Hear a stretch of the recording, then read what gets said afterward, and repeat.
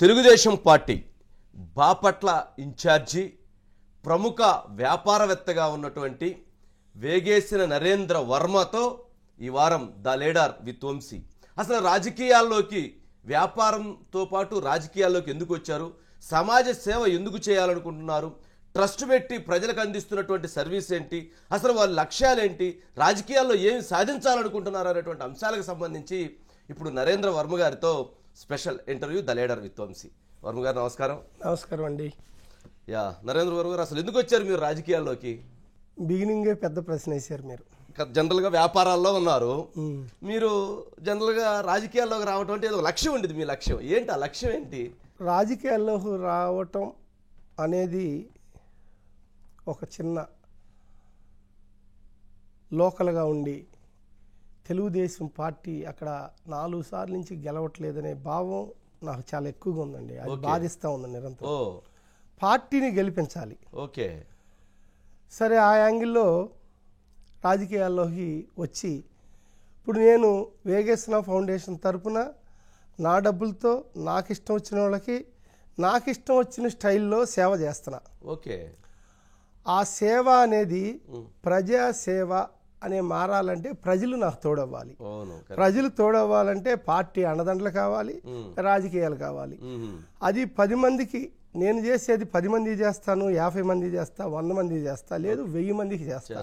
అదే ప్రజాసేవ అయితే 1000 మందికి చేయొచ్చు. ప్రజల డబ్బులతో ప్రజల కోసం ప్రజాస్వామ్య పద్ధతుల్లో ప్రజలకు సేవ చేయొచ్చు. అలా చెయ్యాలి అంటే ఒక మంచి ప్లాట్ఫామ్ కావాలి. ఆ ప్లాట్ఫామ్ యాంగిల్లో తెలుగుదేశం పార్టీలో నేను ఉన్నాను కాబట్టి 1983 నుంచి ఇప్పటి వరకు పెట్టినప్పుడు నుంచి ఉన్నారు. నా 14 ఏళ్ళ వయసులో మా నాన్న జెండా ఇచ్చారండి, తెలుగుదేశం పార్టీ జెండా. 14 సంవత్సరాల వయసులో ఫస్ట్ టైం నాకు ఓటు లేదండి తెలుగుదేశం పార్టీ పెట్టినప్పుడు. రెండోసారి అసెంబ్లీ ఎలక్షన్ వచ్చేదానికి నాకు ఓటు వచ్చింది. ఆ రోజు నుంచి ఈ రోజు వరకు సైకిల్ ఎక్కడ ఉందని అనుకుని దాని మీద అలా వేసి రావటం, ఇంకేం లేదు. ఎందుకు ఇచ్చారు మీకు 14 సంవత్సరాల వయసులో? మీ నాన్నగారు మీకు జెండా పట్టించడానికి గల కారణం ఏంటి? ఎందుకు? మా నాన్న జనతా పార్టీ అండి. ఓకే. మా ఫాదర్కి సినిమా హాలు అది ఉంది మా ఊళ్ళో. ఓకే. మామూలుగా సినిమాల్లో ఎన్టీ రామారావు గారి సినిమా హాళ్ళు, ఎన్నో సినిమాలు ఆ రోజుల్లో మా సినిమా హాల్లో ప్రదర్శన. అలాగే నటశేఖర్ కృష్ణ, అలా ఎన్నో సినిమాలు ఉండేవి అప్పట్లో. పాత సినిమాలు అగ్గి బరాట, గండికోట రహస్యం, అటువంటి సినిమాలు కూడా మేము ఆడిచ్చిన టూరింగ్ టాకీస్లు అన్నమాట.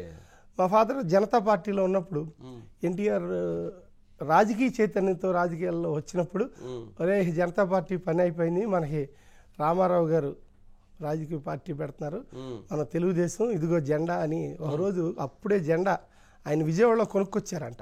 విజయవాడలో కొనుక్కొని వచ్చారు. జెండా రూపాంతరం చెందింది. ఇంకా మా ఊళ్ళో కూడా జెండా ఎక్కడ చూసిన అదే ఫస్ట్ టైం.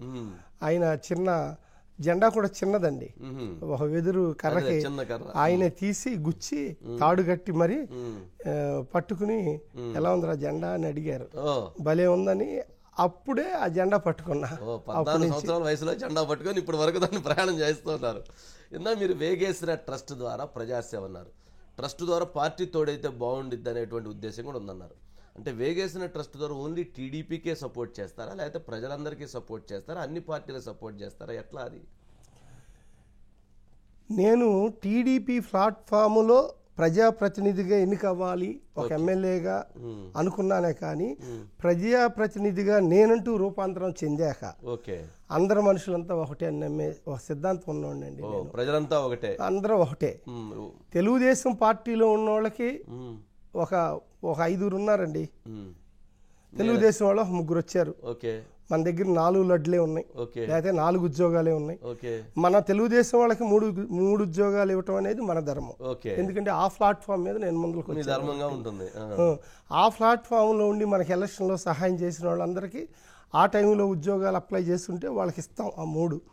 కానీ వాళ్ళిద్దరు ఉంటారు, మన దగ్గర ఉంది ఒక ఉద్యోగమే, కానీ అది మురిగిపోకూడదు, అది వేస్ట్ అవ్వకూడదు. ప్రజాప్రతినిధిగా వైసీపీ వాళ్ళకైనా ఆ ఉద్యోగం ఇవ్వాలనే ఒక సంకల్పం, అటువంటి ఆదర్శాలు, ఉద్దేశాలు, కొన్ని ఎథిక్స్, ఆలోచనలు అయితే బలంగా ఉన్నాయి. అసలు రాజకీయాల్లోకి అంటే 14 సంవత్సరాల వయసులో జెండా ఇచ్చారు. అక్కడి నుంచి ఏంటి అసలు మీ ప్రస్థానం ఏంటి? అప్పటి నుంచి ఇప్పటి వరకు ఎందుకు రాలేదు రాజకీయాల్లోకి? వచ్చి దూరంగా ఉన్నారా, దగ్గరగా ఉన్నారా, ఏంటి అసలు? అంటేనండి, రాజకీయాలకి రావాలనే ఆలోచన లేదండి ఏ రోజు కూడా లేదు. ఓకే. కానీ ఎప్పుడైతే నేను ధైర్యాన్ని, కష్టాన్ని, నిజాయితీని ఈ మూడింటిని నమ్మి బిజినెస్లు చేశా. నా జీవితకాలం కష్టాన్ని, నిజాయితీని మూడింటిని నమ్మి బిజినెస్ చేశారు. ఓకే. ఈ మూడు ఒక చెట్టు కాండం లాంటి.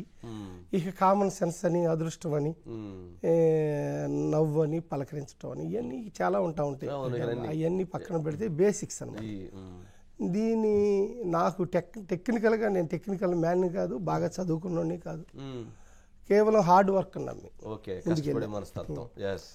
ఆ యాంగిల్లో అప్పట్లో నేను ఒక 400కు 500కు మెడికల్ షాప్లో సేల్స్ మ్యాన్గా ఉన్న నేను ఈరోజు ఒక 2700 నుంచి 3300 మధ్య బిట్వీన్ ఉద్యోగస్తులు నా దగ్గర ఉన్నారు. ఒక కంపెనీకి, ఒక ఎక్స్పోర్ట్ కంపెనీకి చైర్మన్ అండ్ మేనేజింగ్ డైరెక్టర్గా కూడా ఉన్నా. హ్యాచరీలని, రైలు చెరువులని చాలా చేస్తున్నా. మన ఏరియాలో నేను డబ్బులు సంపాదించినప్పుడు ఆ ప్రాంత ప్రజలు నా టీముగా ఉండి నాకు డబ్బులు సంపాదించడానికి దోహదపడిన టీము నాతో ఉన్నప్పుడు ఆ టీముకి, ఆ టీము ద్వారా ఉన్న ఆ ప్రాంత ప్రజలకి మనం ఏదో ఒకటి చెయ్యాలి. ఆ యాంగిల్లో నేను వేగేశ్వర ఫౌండేషన్ స్టార్ట్ చేశాను. స్టార్ట్ చేయడానికి కూడా లోకేష్ గారే. లోకేష్ గారు ఎట్లా కారణం? ఆయన్ని ఒక సందర్భంలో కలిసా. ఎప్పుడు? ఏ ఇయర్లో?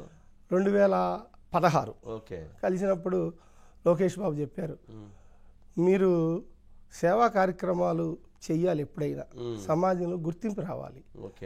అదైతే ఎప్పుడంత వచ్చిందంటే అది బేస్ అండి. ఆ తర్వాత మీరు ముందరికి వెళ్తే మీరు ఎలా అయినా బాగుంటుంది రాబోయే రోజుల్లో. తెలుగుదేశం పార్టీ, మనందరం పార్టీలో ఒకటైనా కూడా మిమ్మల్ని మీరు నిరూపించుకోవాలి, ప్రూవ్ చేసుకోవాలి అని సలహా ఇవ్వటం 2015 చివరిలో అనుకుంటా. మోస్ట్లీ 16 ఫిబ్రవరిలో ఎప్పుడో నేను వేగేశ్వర ఫౌండేషన్ స్టార్ట్ చేశాను. ఒక రకంగా నేను 2018-19 నుంచి ప్లాన్ ఉంది, వేగేశ్వర ఫౌండేషన్ అనే దాని మీద నేను ముందరికి వెళ్ళాలి అని ఆల్రెడీ సిద్ధం చేసుకున్నా. 18 ఎప్పుడు అనుకున్నా, కానీ ఆయన చెప్పిన మీదట అడ్వాన్స్ ముందయ్యారు. అంతే. 3 years కలిసి వచ్చింది. మీరు అన్నారు మెడికల్ షాప్లో పనిచేసినటువంటి వర్మ, నరేంద్ర వర్మ ఈ స్థాయికి రావటం ఏంటి అసలు? ఎలా అనిపిస్తుంది? ఎన్ని కష్టాలు పడి ఉంటారు? ఏంటి ఎదుర్కొన్న సమస్యలు? నాకు నా మీద నాకే ఆశ్చర్యం వేస్తుంది ఒక్కొక్కసారి, నేను ఇలా ఎదిగానా అనేది. నేనండి చిన్న బాపట్ల, ఆ ఏరియాలో ఉండి ఆ ప్లాట్ఫామ్ మీద, బిజినెస్ ప్లాట్ఫామ్ మీద అంత ఎదగటం అంటే, ఇప్పుడు హైదరాబాద్ రియల్ ఎస్టేట్లు ఏదో 3 లక్షలు కొని 30 లక్షలకు అమ్మి, లేదా 30 లక్షలు కొని 30 కోట్లు అమ్మిన సందర్భాలు మన అందరం చూస్తాం. కానీ మేము అక్కడ చిన్న చిన్న బిజినెస్లు పెంచుకుంటా, బిజినెస్లో ఏదైతే నాకు ఒక ఎదురైందో, ఇబ్బంది ఎదురైందో, ఆ ఇబ్బందిని, ఆ కష్టాన్ని మరొక బిజినెస్గా మార్చుకున్నా. టర్న్ చేసుకున్నారు. అంటే నాకు ఎదురైన ఇబ్బంది ఎక్కడైతే వచ్చిందో ఆ బిజినెస్ నేను పెట్టా. మీకు ఎదురు వచ్చిందంటే మీరు దాని మీదకి వెళ్ళారు. వెళ్ళా. రాజకీయాల్లో కూడా నాకు కొంతమంది వాళ్ళు ఎదురొచ్చి, రాజకీయాలు మీకు తెలియదు అన్న, మీరు వ్యాపారస్తులు అన్నారు. తెలుసుకోవాలనిపించి రాజకీయాల్లోకి వచ్చానండి. మీకు వ్యాపారం చేయడం చేతనే, రాజకీయం చేయడం పెద్ద ఇబ్బంది కాదనిపించి వచ్చి ఉంటారు అయితే. అంటే రాజకీయం అంటే ప్రజాస్వామ్యం అని నమ్ముతున్నాను. ప్రజాస్వామ్యం, ప్రజలకు సేవ చేయటం, ఆ ప్రజాస్వామ్య పద్ధతుల్లో రాజ్యాంగబద్ధంగా ప్రజలకు సేవ చేయటం. రాజ్యాంగబద్ధంగా ప్రజలకు సేవ చేయటం, ఆ విలువలు, ఎథిక్స్, మనం తోడుండటం, ధైర్యంగా ఉండటం అని చెప్పటం, దానికి లోబడి ముందుకు వెళ్ళానండి. అంటే మీరు ఇందాక ఒక పాయింట్ అన్నారు, హైదరాబాద్లోనో లేదా ఇంకోటో రియల్ ఎస్టేట్, ఇంకో మైనింగో గీనింగో చేస్తే 5 సంవత్సరాల్లో ఒక మనిషి అటు నుంచి ఇటు మారిపోవచ్చు. కానీ ఒక మెడికల్ షాప్లో ఒక జాబ్ చేస్తూ అక్కడి నుంచి ప్రతి రూపాయి కూడబెడుతూ మెట్టు ఎక్కడం ఉంది చూసారా, దానికి ఉండేటువంటి ఒక తృప్తి అండి. ఏమనిపిస్తుంది? 10 కోట్లు ఆస్తున్నప్పుడు 7 కోట్లు అప్పు ఉందండి. 10 కోట్లు ఆస్తున్నప్పుడు 7 కోట్లు అప్పు ఉంది. ఇప్పుడు ఇవన్నీ మన టీవీలో నా ఆస్తిపాస్తులు ఎలా చెబుతారండి? చెప్పటం అనేది ఎంతవరకు కరెక్ట్? చెబితే గొప్పగా అంటారు, చెప్పాల్సిన అవసరం అంత లేదని నా ఉద్దేశం. ఎంప్లాయ్మెంట్ అయితే కానీ చాలా మందికి బయట చెబుతానే ఉంటా అడిగితే ఎట్లా ఉందని. ఇప్పుడు మీ రూమ్ లోకి వెళ్ళి మీరు అడిగినా నేను చెబుతా, కానీ ఇది పబ్లిక్ కాబట్టి మమ్మల్ని అంటారు, కొంచెం అలా మాట్లాడుతున్నారు, ఎక్కువ చెప్పుకుంటున్నారు ఏందనే ఫీలింగ్ లేకుండా.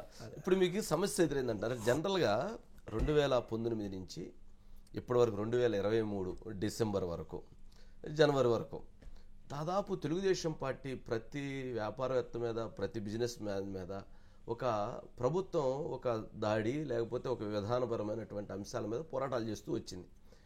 మరి మీ మీద అటువంటి దాడి, మీ మీద అటువంటి ఒత్తిడి, మీకు అటువంటి బెదిరింపులు అటువంటి వచ్చినాయా? బెదిరింపులు నాకు రాలేదండి. ఓకే. ఒకసారి మా కంపెనీ మీద పొల్యూషన్ పరంగా అడ్డంకులు ఎదురయ్యేటట్టుగా చేశారు. ఓకే. అది పొల్యూషనల్ నామ్స్ ప్రకారం మేము చేయాల్సిన కొన్ని నుండి దాన్ని ఖర్చు పెట్టి అవన్నీ మేము కంప్లీట్ చేసాం. ఇటు ఇన్కమ్ ట్యాక్స్ కానీ అటు సేల్ ట్యాక్స్ కానీ, ఉద్యోగస్తులు లేబర్ యాక్ట్ ప్రకారం శాలరీస్ కానీ, వాళ్ళతో మాట్లాడే విధానం కానీ, గౌరవం కానీ, ఎథిక్స్ కానీ, ఇవన్నీ నేను తూచే తప్పకుండా ఫాలో అవుతానండి. అంటే మనకి వచ్చిందంటూ మనకు ఉన్నదే ఉంటుంది, ఎదుటి వాళ్ళకి చేయాల్సింది ప్రభుత్వ పరంగా చేయాల్సిందే. బ్యాంకరు మనకు లోన్ ఇస్తున్నారంటే బ్యాంకరు మన పార్ట్నర్, ఆ పార్ట్నర్గా గౌరవించుకోవటం మన విధి. బ్యాంకర్ అయినా కూడా పార్ట్నర్గానే మేము ట్రీట్ చేస్తాం. మా ఎస్బీఐ, హెచ్డిఎఫ్సి పార్ట్నర్స్ మా నిజంగా అలాగే ఉంటాం. ఇన్ టైంలో ఒక చెక్కు ఇది కానీ పేమెంట్ ఇచ్చిపుచ్చుకోవటం కానీ ఇవన్నీ పర్ఫెక్ట్గా ఉన్నందువల్ల నాకు కొంచెం గుడ్ విల్ అండి. దేవుడి దయ వల్ల ఆ ఇబ్బందులు రాలేదు. వచ్చినా కూడా ఫోన్ చేసి నేను మాట్లాడి మీరు ఎందుకు ఇట్లా చేస్తున్నారు, ఇది కరెక్ట్ కాదని చెబితే అలా ఆగిపోవటం కూడా జరిగింది. పొల్యూషన్ కంట్రోల్ బోర్డు వాళ్ళు కానివ్వండి, అధికారులు కానివ్వండి, మీడియా వాళ్ళు కానివ్వండి, ఎవరో ఒకరు వచ్చి ఉంటారు కదా మీ దగ్గరికి. అంటే బిహైండ్ స్క్రీన్ ఒక పొల్యూషన్ కంట్రోల్ బోర్డు వాళ్ళు ఒక ఒత్తిడి రావాలంటే బిహైండ్ స్క్రీన్ ఎవరో ఉండుంటారు కదా. ఎవరో ఎందుకు మన దాంట్లోనే నా గురించి ఒకసారి వేరే రకంగా వచ్చారు. వస్తే వంశీ గారు నా గురించి మీరు ఎంక్వైరీ చేయండి, నేను ఏదైనా తప్పు చేస్తుంటే మీరు నా మీద ఏదైనా రాయండి, మీరు ఏమీ లేకుండా ఇలా ముందరికి వెళ్ళటం మంచిది కాదు సార్, వంశీ గారు నా గురించి గమనించండి అని మీ ఫోన్ చేసి నేను అడిగాను. అలా ఓపెన్నెస్ నాకు ఉందండి. ఆ ఓపెన్లోనే నేను బతుకుతున్నా. ఆ ఓపెన్ రాజకీయాల్లో మైనస్ అవుతున్నది, అదే ఓపెన్ రాజకీయాల్లో నాకు ప్లస్ కూడా అవుతున్నదని నేను అనుకున్నాను. అంటే నరేంద్ర వర్మకి అంటే మోపిదేవి వెంకటరమణ ఎంపీ రాజ్యసభ సభ్యులు పార్ట్నరా? 100% పార్ట్నర్ అండి. ఆయన కాదు, వాళ్ళ అబ్బాయి కంపెనీలో వాటాదారుడు. ఓకే, కంపెనీలో వాటాదారుడు. మీకు అంటే అటువంటి రాజకీయపరమైనటువంటి ఒప్పందం ఉంటుంటే మీకు ఇబ్బందులు ఏమైనా ఎదురు కావాలేదా, లేదా ఎదురైనవి అట్లాంటివి ఏమన్నా? రాజకీయ పరంగా మాకు ఎప్పుడు ఇబ్బందులు ఎదురవ్వలేదండి. వ్యాపార పరంగా అసలు ఒక మాట కూడా ఇంతవరకు ఎదురవ్వాల. 10 సంవత్సరాల నుంచి అన్నం సతీష్ గారు, మోపిదేవి వెంకటరమణ, మేము అందరూ పార్ట్నర్షిప్లో కంపెనీ స్టార్ట్ చేసాం. కొన్ని అనివార్య కారణాల వల్ల సతీష్ గారు వేరే కంపెనీ పెట్టుకుంటా ఆయన మా దగ్గర నుంచి బయటికి వెళ్ళి వేరే కంపెనీ పెట్టుకున్నారు. ఈయన మాత్రం మన రమణ గారు మాతోనే ఉన్నారండి. మా స్నేహం అయితే విలువైన స్నేహంగానే నేను అనుకుంటా. కానీ పాలిటిక్స్లో బిజినెస్లో రెండు కలపకూడదని నా ఉద్దేశం. ఈ విషయం నేను తెలుగుదేశం పార్టీలో ఎవరైతే పెద్దలు ఉన్నారో ఆ పెద్దలకు కూడా తెలియజేసి ఇలా జరిగింది ఇది అని అన్ని విషయాలు చెప్పి ఒక విశ్వాసం పార్టీలో డెవలప్ చేసుకుని ఒక నమ్మకాన్ని కలిగించుకుని నేను పార్టీలోకి వచ్చానే తప్పించి అటు దానికి దీనికి ముడి పెడతానంటే నేను పార్టీకి అభిమానిగానే ఉంటా, ఇబ్బంది ఏమి లేదు అని చెప్పా. ఎందుకంటే చాలా మంది చెబుతారు, నాయకులు ఎంతో మంది మన బాబు గారిని నమ్మించి మోసం చేసి వెళ్ళారు ఆయన్ని. ఆ మినుము, ఆ జ్ఞానము, ఆ మైండ్ వాళ్ళకి అలా ఎందుకు ఆ దేవుడు ఇచ్చాడో నాకు అర్థం అవుతుంది. కానీ డబ్బుల కోసం, అధికారం కోసం పార్టీని కన్న తల్లి లాంటివి వదిలేసి వెళ్ళటం అనేది ఆ వ్యక్తిత్వానికి మంచిది కాదండి. మా నాన్న మా హై నేర్పలేదండి. కానీ నరేంద్ర బాబు గారు భలే అంశం చెప్తున్నారు. అంటే వైఎస్ఆర్సీపీ పార్టీలో జగన్మోహన్ రెడ్డి గారికి అత్యంత విశ్వాసపాత్రులు ఒకరైనటువంటి వ్యక్తి మోపిదేవి వెంకటరమణ గారు. తెలుగుదేశం పార్టీలో 14 సంవత్సరాల వయసులో జెండా పట్టుకుని తెలుగుదేశం పార్టీని గెలిపించాలి, ప్రజాసేవ చేయాలనే సంకల్పంతో వచ్చినటువంటిది నరేంద్ర వర్మ గారు. వీళ్ళిద్దరు కాంబినేషన్. కానీ ఇరు పార్టీల నుంచి కూడా ఇబ్బంది లేకుండా నడపటం, ఇది ఒక విచిత్రమైనటువంటి పరిస్థితి. అంటే అట్లాంటి సందర్భాల్లో ఎప్పుడైనా అటువంటి విమర్శలు వచ్చినాయా? అటువంటి అయినా పార్టీ వైపు నుంచి కానీ లేదా పరోక్షంగా కానీ ఇతర వ్యక్తుల దగ్గర నుంచి కానీ అట్లాంటి ఇబ్బంది ఏమైనా ఎదుర్కొన్నారా? దీనికి ఇంటర్నల్గా నిజాయితీ కావాలి, చేసే పనిలో స్పష్టత ఉండాలి. ఎప్పటికప్పుడు అన్ని విషయాలు పార్టీ పెద్దలకు తెలియజేస్తున్నా. ఏ చిన్నది వచ్చినా అడ్వాన్స్గా నన్ను ఒకసారి జడ్పీ చైర్మన్గా మిమ్మల్ని ప్రమోట్ చేస్తామని అడిగారు వైసీపీ వైసీపీ వాళ్ళు. ఎవరు వచ్చారు, ఎవరు పంపించారు అనేది అన్నెసరీ. ఓకే, మా ఇంటికి వచ్చి అడిగారు. అర్థమైపోయింది. నేను లేదులేండి మంచో చెడు నేను పసుపు జెండాలో ఉన్నాను. పసుపు జెండా అంటే పసుపు జెండా ఎత్తే చేతులుంటేనే ఆ జెండా, ఆ జెండా విలువను కాపాడుతాం. ఎత్తే చేతిగా ఈ చేతికి ఉంది. మా నాన్న మా అదే నేర్పారు. ఇలాగే బతికేస్తాం. పార్టీలు మారాల్సిన అవసరమే ఉంది. నేను ఎందుకు ఇన్ఛార్జ్గా తీసుకున్నప్పుడు పార్టీలు ఎవరు లేరండి. బాబు గారిని అడిగి ఇంత బాగా కష్టకాలంలో క్లిష్ట టైంలో తీసుకున్నారు. అంటే అసలు తెలుగుదేశం పార్టీ సరే మీరు క్లారిటీ ఇచ్చారు. అంటే మీకు ప్రపోజల్స్ వచ్చినాయి, మీకు ఆప్షన్స్ వచ్చినాయి, మిమ్మల్ని పార్టీ పరంగా మిమ్మల్ని అడిగారు. ఇవన్నీ సరే మీరు తిరస్కరించారు. మీరు జెండాతో ఉండాలనుకుంటే ఇంకా 2-3 ఉన్నాయి ఇన్సిడెంట్. ఇంకా 2 జడ్పీ చైర్మన్ గారు ఇంకేమున్నాయి. ఇంకా పార్టీలో రమ్మని మమ్మల్ని డైరెక్ట్ గా ఆహ్వానించడం, నేను అది మన పెద్దలకు తెలియజేయటం. తెలియజేస్తారు ఏదైనా సరే అవసరం అయితే బాబు గారికి అందరికి తెలియజేస్తాం. యాజ్ వెరీ ఓపెన్ ఇందులో. ఎందుకంటే ఇంటెలిజెన్స్లు ఉంటాయి రాజకీయాల్లో. ఒక విషయం మనం గుర్తుపెట్టుకోవాలి. తప్పు కానీ ఒప్పు కానీ దాచి పెడితే దాగదు రాజకీయం. నేను మీరు ఎంతో ఫ్రెండ్ అండి నాకు. నేను పార్టీ పెద్దల గురించి మీ దగ్గర ఒక విషయాన్ని చెప్పి తిట్టా. ఎందుకు తిట్టాను? మీకు నాకున్న స్నేహాన్ని బట్టి, నా భావాలను పంచుకుని మీకు తిట్టా. కానీ మనిద్దరం ఒక 3 ఏళ్ల తర్వాత ఏదో ప్రాబ్లమ్స్ వల్ల గ్యాప్ వస్తుంది. ఆ గ్యాప్ వచ్చినప్పుడు మీరే ఆ పార్టీ పెద్దలకి వెళ్ళి పలానా టైంలో నేను 3 ఏళ్ల క్రితం వెళ్తే సంవత్సరం క్రితమే ఇలా అన్నాడు. అసలంటూ ఇక్కడ నిప్పున్న బట్టే కదా పొగ మీ నోట్లో నుంచి వచ్చేది సంవత్సరం తర్వాత అయినా. అందుకని రాజకీయాల్లో ఒకళ్ళ గురించి మంచి మాట్లాడినా అలాగే వెళ్తుంది, ఒకళ్ళ గురించి చెడు మాట్లాడినా అలాగే వెళ్తుంది. రాజకీయాల్లో దాచి పెట్టడానికి ఏమీ లేదు, మొత్తానికి బయటకు వచ్చేసింది అంటారు. అంటే మీకు రాజకీయాల్లోకి అంటే వచ్చిన ఇన్ఛార్జిగా వచ్చి 3 ఏళ్ళైనా కానీ అనుభవం బాగా వచ్చేసింది. నేను కూడా ఓపెన్ అండి. ఓపెన్ వల్ల నేను ఎన్నో అడ్డంకులు ఎదుర్కొని నా మీద ఎన్నో ఇబ్బందులు పెడతా ఉంటే కొన్ని నేను కూడా ఇప్పుడే దాచుకోవటం మనసులో దాచుకోవటం బిగిన్ చేశా. ఇంత ముందర కొంచెం ఓపెన్ గా ఉండేవాడిని, దానివల్ల కొంచెం ఇబ్బందులు ఎదురు. నరేంద్ర వర్మకి కొంచెం ముక్కుసూటిగా తత్వం మాట్లాడటం బాగా అలవాటు. అది నష్టం జరిగిద్ది. లౌక్యం తక్కువ అంటారు, ఏంటి ఉందా? లౌక్యం తక్కువేనండి, తక్కువే. అంటే ముక్కుసూడిగా మాట్లాడతారా? అంటే నాలో ఉన్న ధర్మమో నిజాయితీయో మరి నన్ను అలా మాట్లాడిస్తున్నదేమో నాకు తెలియదు. రాజకీయాల్లో కొంచెం ఇబ్బంది కదా. అంటే స్వార్థానికి లౌక్యానికి ఇంటర్నల్లో లింక్ ఉంటుందని నేను అనుకుంటున్నాను. నిజాయితీకి ధైర్యానికి లౌక్యానికి ఆ లింక్ తగ్గుతుంది. ఆ లింక్ నాకు తక్కువే. కానీ రాజకీయాల్లో లౌక్యం ఉండక్కర్లేదు, కానీ ఉన్న నిజాన్ని కొంచెం దాచిపెడితే స్ట్రైట్ ఫార్వర్డే రాజకీయాల్లో కూడా. చంద్రబాబు నాయుడు గారు సైతం నరేంద్ర వర్మ మంచోడు, కష్టపడతాడు, హార్డ్ వర్క్ పార్టీకి ఇది, కానీ లౌక్యం తెలియదు, కలుపుకొని వెళ్ళాలి, వాళ్ళని సెటిల్ చేయాలనేటువంటి భావన ఎక్స్ప్రెస్ చేస్తుంటారు. మీకు కూడా సలహాలు సూచనలు అట్లాంటివి చెబుతుంటారా? చెప్పారండి, చాలా విషయాలు చెప్పారు. ఆయన వల్ల నేను చాలా విషయాలు నేర్చుకున్నాను. లోకేష్ బాబు గారు చెప్పారు, ఆయన వల్ల కూడా నేర్చుకున్నా. ఒకటండి, ఇక్కడ సహాయం చేసే గది వేరు, దానం చేసే గది వేరు, నిజాయితీగా ఉండే గది వేరు, ధైర్యంగా గది వేరు. కానీ రాజకీయాలు కూడా ఇంకో గది ఉంది. దాని లక్షణాలు దానికి ఉండాల్సిందే. ఉంటేనే రాజకీయాల్లో మనం ముందరికి వెళ్ళగలుగుతాం.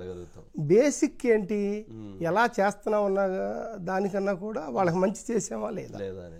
ఇప్పుడు ఆ గదిలోకి వెళ్ళారా? రాజకీయ గదిలో ఆల్మోస్ట్ వాళ్ళు దగ్గరగా వెళ్తున్నారండి, ఇబ్బంది ఏం లేదు. ఇంకా బాగా నేర్చుకుంటా, ప్రజలకి సిన్సియర్గా సేవ చేయాలి. ఆ విషయంలో క్లియర్ గా ఉన్నారు. సర్వీస్ చేయాలనే దాంట్లో క్లియర్ గా ఉన్నారు, కష్టపడాలనే దాంట్లో క్లియర్ గా ఉన్నారు, ప్రజాసేవ దాంట్లో క్లియర్ గా ఉన్నారు. కానీ ఈ నేర్చుకోవడం ఉంది సరే, ఈ గదిలో ఉన్నటువంటి అంశాలు నేర్చుకోవడం కొద్దిగా ఇబ్బందిగా ఉండేది. పర్వాలేదండి, ఇప్పుడు ఓకే అని నేను అనుకుంటున్నా.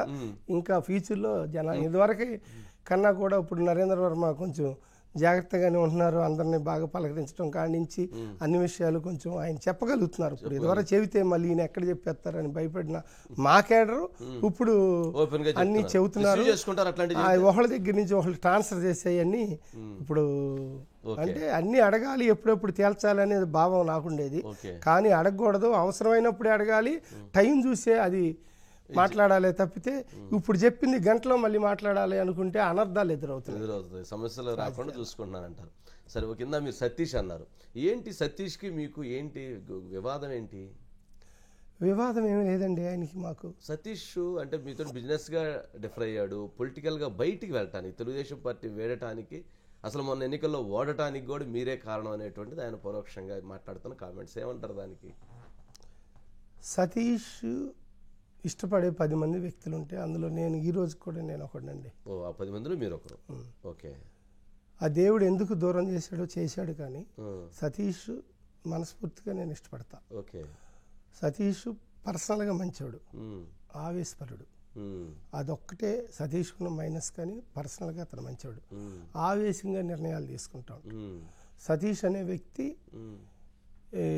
డబ్బుల పరంగా కానీ రాజకీయ పరంగా కానీ మాకు ఆయనకి ఎటువంటి తేడాలు లేవండి. ఆయన 2 సార్లు ఓడిపోయారు. 2సారి ఓటమికి నేను కారణమని ఆయనే కాదు చాలామంది మనసులో ఉందండి. అక్కడ తెలుగుదేశం పార్టీ అనేది, సతీష్ అనేది నాకు చాలా ముఖ్యం. 2014లో ఓడిపోయినప్పుడు నేనైతే పర్సనల్గా భోజనం కూడా చేయలే, అంత కష్టపడ్డా. 2002కి వచ్చేదికి ఆయనకి నాకు బిజినెస్ పరంగానో ఈ పరంగానో ఎవరో వాళ్ళు చెప్పిన వలన కానీ తెలవకుండానే కొన్ని గ్యాప్స్ వచ్చినాయి. ఆ గ్యాప్స్ వల్ల అలా దూరంగా ఉన్నాం. నేను కూడా రాజకీయాల్లో ప్రజాసేవ చేయాలని సీటు ట్రై చేయటంలో ఆయన సీటు నేను సీటు ట్రై చేయటంలో ఆ ప్రయత్నంలో కొంచెం దూరం పెరిగిన ఆయన సీటు వచ్చినప్పుడు ఆయన పక్కనే ఉండి నేను ఆయన యాత్రలో పాలు పంచుకోవటం, వెనకాలండి నేను చేయవలసిన పనులు మనస్ఫూర్తిగా చేయటం జరిగింది. ఇప్పుడు ఒక మనిషి ఇంకో మనిషిని ఓడగొడతాం అవదండి. అది నా వల్ల సతీష్ ఓడిపోయాడు అంటే అది చాలా అన్యాయం అండి. అంటే పరోక్షంగా, అంటే మీరు దగ్గరగా ఉన్నారు, దగ్గరగా నాకు సీటు వస్తున్నది అనే ఉద్దేశంతో సీట్ ఇవ్వనందువల్ల నాకు సంబంధించిన కొంతమంది వ్యక్తులు కొంచెం బాధపడి వైసీపీకి ఓటేసి ఉండొచ్చు. అంతేకాని నేను చెప్పి ఎవరిని తెలుగుదేశానికి ఓటు వేయొద్దు అని నేను నా నోటితో చెప్పలా. కొంతమంది మా దగ్గరికి వచ్చి ఏమండి మీరు సీట్ రాలేదు కదా అంటే, సీట్ రాపోయినా మేము పార్టీ తెలుగుదేశమే, ఎందుకు మా కంపెనీ మీటింగ్లోనే చెప్పాను, ఆ సీట్ రాలేదని మీరు ఇంకో రకంగా ఆలోచిస్తారేమో. ఐఎంఏ తెలుగుదేశం పార్టీలోనే ఉంటా, నా జీవితాంతం తెలుగుదేశం గెలిపించుకోవటం మన విధి. మీరు మీ ఇష్టానుసారం తెలుగుదేశానికి ఓటేస్తారా వైసీపీకి ఓటేస్తారని రేపు నేను నిలబడినా చెప్పను. మీరు ఎట్లా చేస్తారా అనేది మీ ఇష్టం. నాకైతే సీట్ రాలా, నేను తెలుగుదేశం పార్టీకే నా మద్దతుదారులుగా ఎవరైనా ఉంటే మీరు తెలుగుదేశానికే ఓటేయండి అని చెప్పా. క్లియర్గా చెప్పారు. మరి ఎందుకు వచ్చింది అతనికి అపోజ్? ఎందుకు వచ్చింది? ఓటమి ఆ గాల్లో వచ్చేసిందండి, వన్ సైడ్ కొట్టేసింది. 175 మందిలో 23 మంది గెలిచారు. అంత ముందర 116 మంది గెలిచినప్పుడు కూడా సతీష్ ఓడిపోయారు. అది బాధే కానీ కొంచెం మెజార్టీ ఇదివరకు 6,000 5,000 చిల్లర మధ్య ఉంటే ఇప్పుడు 14,000 చిల్లర అయింది. దానికి ఆ మార్పు కోసం గాలే తప్పించి సతీష్ నేను తెలుగుదేశం పార్టీ కాదు అని నేను బలమైన కారణం అంటారు. ఒక్క ఛాన్స్ అనేది అల్టిమేట్ ఇదంతా ఆంధ్రప్రదేశ్ అంతా అయిందిగా, ఇప్పుడు చెప్పులతో కొట్టుకునే పరిస్థితి ప్రజలు. ఏమనిపిస్తుంది అంటే ఇప్పుడు 151 సీట్లతో అధికారంలోకి వచ్చారు వైఎస్ఆర్సీపీ. ఏంటి 5 సంవత్సరాల పరిపాలన మీద ఒక వ్యాపారవేత్తగా, ఒక తెలుగుదేశం పార్టీ నాయకుడు ఏంటి అసలు మీ అభిప్రాయం ఏంటి? ఏమనిపిస్తుంది ప్రభుత్వం? ప్రతిపక్షంలో కూడా పనికిరాని పార్టీ ఉండకూడదు ఏది. అధికార పక్షమైన ప్రతిపక్షమైన పార్టీలు 2 మంచి అయి ఉండాలి. ప్రతిపక్షంలోనే పనికిరాని పార్టీ అధికారంలోకి వచ్చింది అంటే అది ఒక జరగకూడని జరిగిపోయింది ఆంధ్రప్రదేశ్కి. అది ఆ దేవుడు శాపమా, ఆంధ్రప్రదేశ్కి ఇచ్చిన శాపమా, ఇది ఎక్కడ కర్మ? ఈ పార్టీకి మన రాష్ట్రం ఎలా ఉండేది? అందరూ ఇప్పుడు మీరు స్టూడియో పెట్టుకుని చక్కగా ఇక్కడ ఉన్నారు సార్, మరి 3 ఎకరాలు పండించేవాడు అక్కడ ఉండాలి కదా, ఆడికి ఆ 3 ఎకరాలే గతి. వాళ్ళ పిల్లోడు 8వ తరగతి 9వ తరగతి, వాళ్ళ పరిస్థితి ఏంటి సార్? ఇప్పుడు మన రాష్ట్రం నిజంగా చాలా బాధాకరం సార్.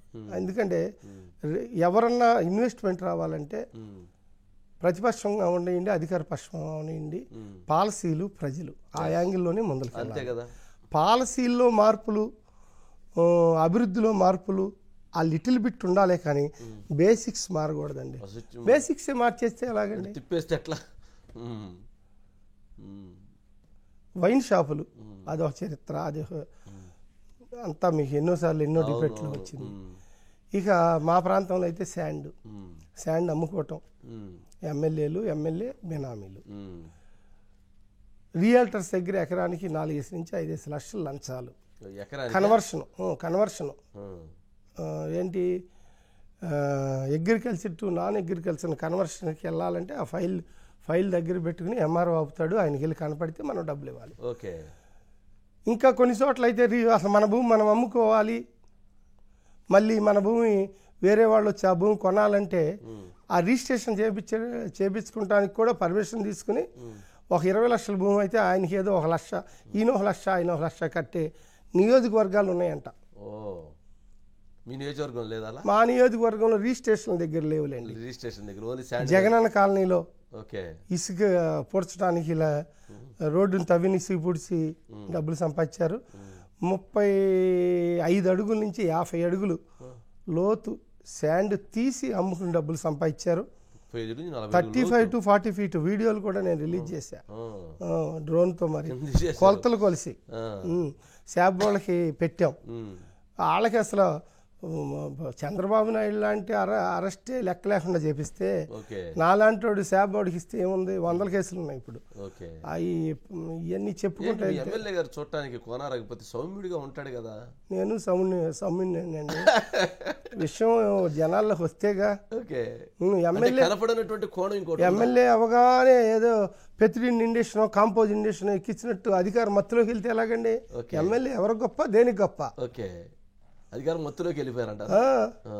ఏంటి అసలు ఏదో మీ మొత్తం పట్టడానికి ఒక పెట్రోల్ బంక్ ఉండిద్దంటే ఏంది ఆ పెట్రోల్ బంక్ గొడవేంది? అదొక ఇది పెట్రోల్ బంకు సంబంధం లేని వ్యవహారం. మీరు అడిగినా ప్రజలందరూ అనుకునే మాట మీరు చెబుతున్నారు. ప్రజలు బాపట్ల టౌన్ అంతా హెడ్ క్వార్టర్ ఒకే పెట్రోల్ బంక్. పట్టణానికి శివారుల్లో ఉంటాయి మిగతాయి, టౌన్లో ఒకటి లేదు. ఇంకోటి రానిరట, ఏందది? ఇంకోటి ఆల్రెడీ భారత్ పెట్రోలియం ఒకటి ఉంది, రోడ్డు ఎక్స్టెన్షన్ అని తీసి లోపల చంద్రబాబు నాయుడు కళ్యాణ మండపం పక్కనే మున్సిపాలిటీ ప్లేస్ ఉంది, అది మీకు లీజుకి ఇస్తామని చెప్పి 5 ఏళ్ల నుంచి ఆ ఫైల్ తొక్కేసి పక్కన పడేశారు.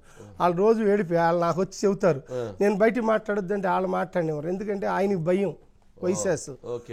ఇలా భయంతో ఎదుటోళ్ళని ఇబ్బంది పెట్టే పరిస్థితి ఇప్పుడున్న సౌమ్యుడు అన్న కోలా రఘుపతి గారు.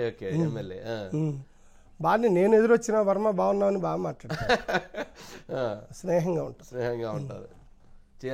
కానీ ఒకటి మా ఎమ్మెల్యే గారిలో ఉన్న గొప్పతనం ఏంటంటే తెలుగుదేశం పార్టీ, వైసీపీ పార్టీ, ఆ ఊరు ఈ మండలం, ఆ కులం ఈ కులం అనే సంబంధం లేకుండా ధర్మంగా అందరి దగ్గర లంచాలు తీసుకుంటారు. వైసీపీ దగ్గర, ఇటు తెలుగుదేశం దగ్గర ఆ ధర్మం ఆయనకు ఉందండి. ఓకే. అంటే రెండు పక్కల ఎలా అంటే తెలుగుదేశం దగ్గర అంటే ఒత్తిడి చేసి తీసుకోవచ్చు అంటే వాళ్ళకి ఎగ్జామ్షన్ అని ఉండిద్దా వైసీపీ? ఇప్పుడు అందుకే విసిగి వేసారిపోయారు వైసీపీ వాళ్ళు. ఇప్పుడు 13-14 జాయినింగ్లు అయినాయి తెలుగుదేశంలో. ఎందుకు? నాయకత్వం లేదు, నాయకత్వం సమ్మేళనం లేదు. తెలుగుదేశం పార్టీ గెలిపించడానికి నేను ఒక్కడిని గొప్పండి కాదండి, భగవంతుడి ఆశీస్సులు రావాలి, ప్రజల మనసులు మార్చాలి. అసలు తెలుగుదేశం గెలవటానికి 1-2 అండి, చంద్రబాబు నాయుడు గారు. అటువంటి వ్యక్తిని జైల్లో పెట్టించిన ఘనత జగన్మోహన్ రెడ్డి గారిది. జగన్మోహన్ రెడ్డి గారు ప్రజల్లో ఆ వర్గం ఈ వర్గం, వైసీపీ పార్టీ తెలుగుదేశం పార్టీ, పశ్చిమ గోదావరి జిల్లానా లేదంటే చిత్తూరు జిల్లానా అనే సంబంధం లేకుండా అన్ని చోట్ల మార్పు, అందరూ వ్యతిరేకత. ఇక మా లోకల్ పార్టీ ఎమ్మెల్యే వ్యతిరేకత, అవినీతి, లంచాలు. అలాగే జనసేన పార్టీ తెలుగుదేశం పార్టీతో యాడయ్యి ప్రజల మనోభావాల్ని బాగా వికసించేటట్టు చేసిన జన సైనికుడు ఒకవైపు. మా భువనేశ్వరి దేవి గారిని అసెంబ్లీలో అవమానం, మా యువగళం పాదయాత్ర, ఇటొచ్చి షర్మిల కాంగ్రెస్లో కలవటం. షర్మిల కాంగ్రెస్లోకి వస్తే మీకేంటి అడ్వాంటేజ్? దాని అడ్వాంటేజ్ దానికి ఉంది, అదో సపరేట్ క్వశ్చన్. ఓకే. అలాగే రేవంత్ రెడ్డి గారు ఇక్కడ హైదరాబాద్లో గెలిచిన ఆ సెంటిమెంట్ కూడా మా ఓకే ఇది కాంగ్రెస్ పార్టీ, తెలుగుదేశం పార్టీ, అవును. మరి అదేం సెంటిమెంటో.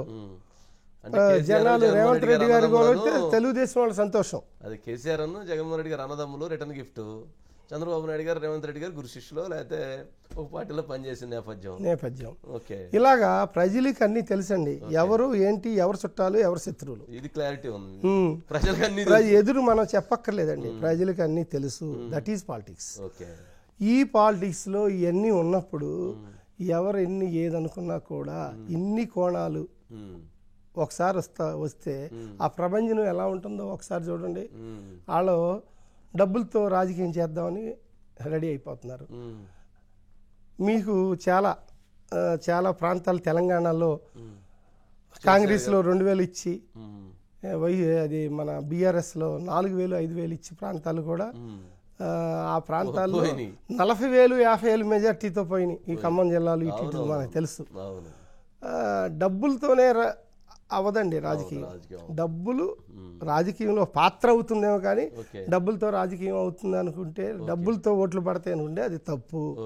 వాళ్ళు ఆల్రెడీ ఇంటర్నల్ బిల్డ్ అయిపోయాం, ఎవరైనా స్కాన్ చేసి పెట్టేసుకున్నారు, ఆ స్కాన్ మారదు. ఓకే. మీ ఎమ్మెల్యే కోన రఘుపతి ఎంత సంపాదించుంటారు 5 సంవత్సరాల్లో? లెక్కలు నాకు తెలియదండి. అంటే 40 అడుగులు 35 అడుగుల నుంచి 35 నుంచి 45 అడుగులు ఇసుక దవ్వితే ఎంత అయింది, పెట్రోల్ ఎంత అయింది లెక్క తెలిసింది కదా.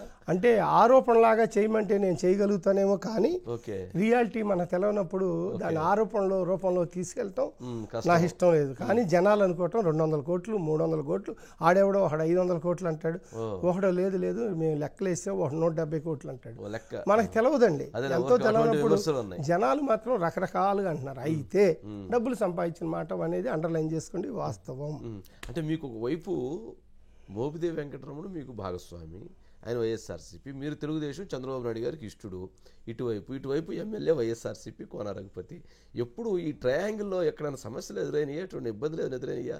అంటే మీరు అలా మాట్లాడద్దు, మీరు ఇసుక మీద ఎట్ట మాట్లాడతారు, మీరు దాని మీద ఎట్ట మాట్లాడతారు, ఇవన్నీ అని మీకు కొంత ఏమైనా అట్లాంటిది క్లబ్జీనెస్? నన్ను ఎవరు ఇప్పుడు చెప్పలేదండి, మాట్లాడొద్దు అని చెప్పలేదు, మాట్లాడతాం తప్పు అని చెప్పలేదు.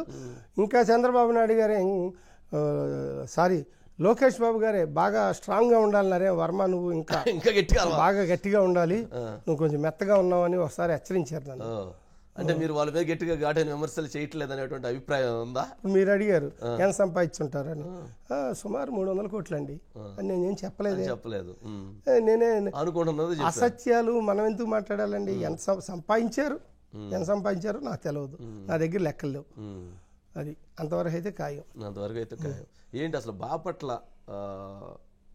ప్రజానీకం గురించి, బాపట్ల ఉన్నటువంటి మౌలిక సదుపాయాల గురించి ఏంటి అసలు మీ అబ్జర్వేషన్ ఏంటి? రేపు గెలిస్తే మీరు బాపట్లకి మీరు ఏం చేస్తారు? చాలా ఆశలు ఉన్నాయండి. ఆశలు ఎక్కువ ఉన్నాయి. ఆశ ఉంటేనే కదా పని చేయగలిగి. చాలా ఆశలు ఉన్నాయి. ప్రజల్ని బేసిక్గా ఆరాధించాలి, ఓటు కోసం నటించకూడదండి. తెలంగాణ నుంచి 1.5 లక్ష పెట్టి పాడి గీత తోలుకొచ్చి సముద్ర కరా ఉన్న ప్రాంతంలో మేపుకునే వాళ్ళకి ఇక్కడ 8 లీటర్లు 10 లీటర్లు ఇస్తే అక్కడికి వచ్చేదానికి 2 లీటర్లు 3 లీటర్లకి పడిపోతున్నది. ఏంట్రా కారణం?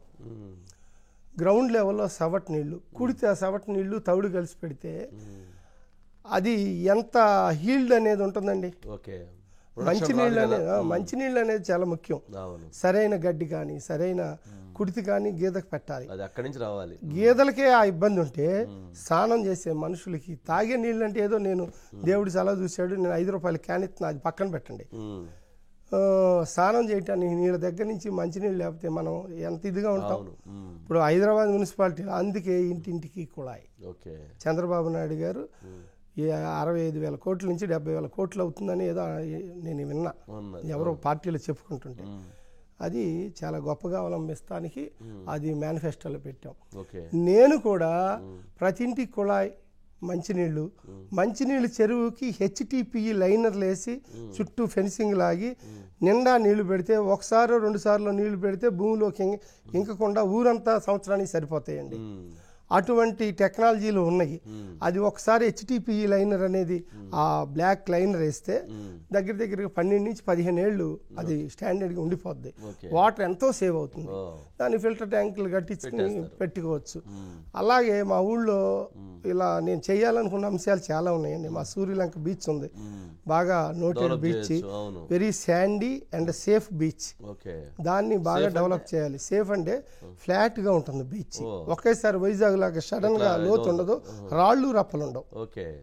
శాండీ బీచ్, మంచి ఆహ్లాదకరమైన వాతావరణం. హైదరాబాద్కి విజయవాడకి అతి దగ్గరలో ఉన్న safe and best beach Bapatla beach. దాన్ని మనం డెవలప్ చేసుకోవాలి, టూరిజం పెంచాలి. దానికోసం కొన్ని అవగాహనలు, కొన్ని ఆలోచనలు నాకు ఉన్నాయి. చంద్రబాబు నాయుడు గారికి అది నివేదిక రూపంలో నేను రేపు వచ్చాకిస్తాను. అసలు మనం ఆయన్ని కూడా ఎంతో కష్టపడాలనుకుంటున్నారు. 12,000 కోట్లు 12 లక్షల కోట్ల అప్పు, లేదంటే 11 లక్షల కోట్లు అప్పు చేసి ఈయన వెళ్తున్నారు. పాపం ఆయన మా బాసు రాష్ట్రం కోసం అసలు ఎంత కష్టపడతారో అని ఇప్పుడు తెలుసుకుంటా ఉంటేనే మాకు అటువంటి వ్యక్తి లేకపోతే ఎలాగండి అసలు. ఏం చేస్తారు? రేపు 12 లక్షల కోట్ల అప్పు ఉంది, జీతాలు ఇవ్వడానికి లేవు డబ్బులు, మీరు ఏం చేస్తారు? రేపు వచ్చి ఇంటికి కుళాయి ఆడేస్తారు, టూరిజం డెవలప్ చేస్తారు. అయిద్దా సాధ్యమైద్దండి వర్మ గారు? అక్కడ చంద్రబాబు నాయుడు గారు అండి ఉంది. చంద్రబాబు నాయుడు గారు అప్పు కావాలి కదండి, అప్పు అన్నది అవ్వాలి, లేకపోతే డబ్బు సంపాదన సృష్టించాలి కాదండి. సంపద సృష్టించటం తెలుసు, వడ్డీలు కడటమో తెలుసు, అప్పులు తేయటమో తెలుసు, డెవలప్మెంట్ ద్వారా మళ్ళీ సంపాదన పెంచుకోవటం తెలుసు. టైం పడుతుంది. అందుకే ఇప్పుడు ఓడిపోవటం అనేది చరిత్రలో చాలా బాధాకరం. 2019 to 2024 అది ఆంధ్రప్రదేశ్కి ఎక్కువ నష్టం జరిగింది బాగా. అసలు అది చెప్పేది కాదు, తీరేది కాదు ఆ నష్టం. కానీ రాబోయే రోజుల్లో చంద్రబాబు నాయుడు గారు వలన మాత్రమే ఈ రాష్ట్రం గాడిలో పడుతుంది. లేదు అనుకుంటే ఇక్కడ ఏదో అంటారు, ఏది చెత్త రాష్ట్రం మన ఇండియాలో రాష్ట్రం జనరల్గా ఇదివరకు అయితే బీహార్ అనేవాళ్ళు, ఇప్పుడు అది కూడా బెటర్ అయింది కొద్దిగా. ఆ కోవకు మనం వెళ్ళిపోతాం. నెంబర్ 1 రాష్ట్రం ఎక్కడ అంటే ఇప్పుడు మీకు బిజినెస్ పరంగా మీకు మంచి అవగాహన ఉంటుంది వర్మ గారు. అంటే జనరల్గా ఇప్పుడు 3,300 ఎంప్లాయ్మెంట్ ఇచ్చారు అంటే జనరల్గా 3,300 కుటుంబాలు మీ వలన అక్కడ స్టేబుల్ అవుతుంది. వాళ్ళకి అది లేకపోతే ఏమవుతారు? వాళ్ళందరూ హైదరాబాద్ కొంతమంది, బెంగళూరు కొంతమంది, ఇంకో దగ్గర కొంతమంది, లేదా కొంతమంది ఊళ్ళో తిరిగే పరిస్థితి ఉండిద్ది. అటువంటిది రేపు ఇండస్ట్రీ పరంగా గ్రోత్ ఇంజన్లో తీసుకెళ్ళడానికి మీకు ఏమన్నా ఆలోచనలు ఉన్నాయా? ఎందుకంటే సముద్ర తీర ప్రాంతం, ఎక్కువగా మ్యాన్ పవర్ ఉన్నటువంటి ప్రాంతం, అట్లాంటి ఆలోచనలు ఏమైనా ఉన్నాయా? కులాల వారిగా వృత్తులు డెవలప్ అయినాయి సార్ కొంచెం. మాకు ఇప్పుడు పల్లికారులు ఉన్నారు అనుకోండి, వాళ్ళు చేయాల్సిన చాలా పనులు ఉన్నాయి. చేస్తే సీలో నుంచి సంపద బయటకు వస్తుంది. చేపల వేటకెళ్ళి బాగా ఇదవుతారు.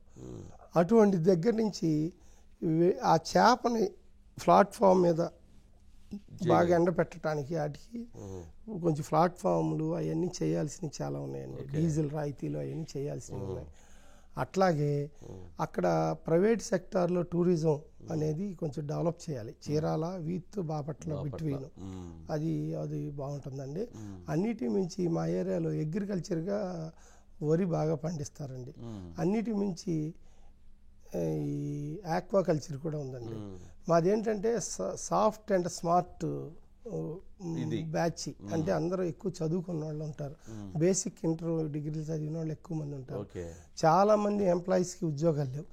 నేను కూడా దానికోసం ఏంటంటే ఎంప్లాయీస్ అందరి కోసం నేను అందరినీ 10th class batch, intermediate batch, degree batch, engineering batch, polytechnic batch, ITI batch మొత్తం ఎన్రోల్ చేసుకుని మార్కు లిస్టులతో సహా, అడ్రస్లతో సహా, ఫోన్ నెంబర్లతో సహా ఈ మన అటు వైజాగ్ కానీ, ఇటు హైదరాబాద్ కానీ, బెంగళూరు కానీ, మద్రాస్ కానీ, లేదంటే అదర్ కంపెనీలు కానీ, వాళ్ళందరికీ ఎంప్లాయీస్ని పెట్టి ఎవరికి వాంటెడ్ పర్సన్స్ ఉంటారో వాళ్ళని అనుసంధానం చేసి వాళ్ళకి ఏదైనా ఇబ్బందులైనా, ట్రైనింగ్లు అవసరమైన కొంచెం స్కిల్ డెవలప్మెంట్ సైడ్ ఇప్పించి ఉద్యోగాలు తేవాలండి యువతకి.